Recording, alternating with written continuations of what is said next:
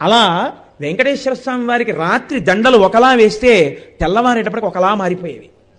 ఎవరు చేస్తున్నారని ఒక రోజున అనుమానం వచ్చి ఒక మహంత్ గుదిలో నక్కి పడుకున్నాడు చూద్దామని.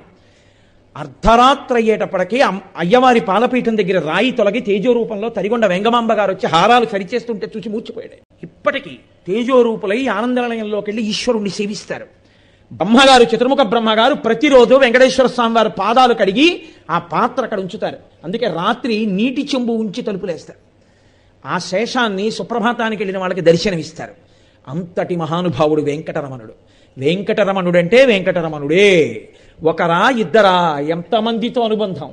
వారం రోజులు కాదు, కొన్ని నెలల పాటు వెంకటరమణుడు భక్తులు చెప్తూ వెడితే ఎన్ని యుగాలలో ఎంతమంది ఆ వెంకటాచల క్షేత్ర స్పర్శ చేత పునీతులయ్యారో, ఎంత ఆనందం పొందారో.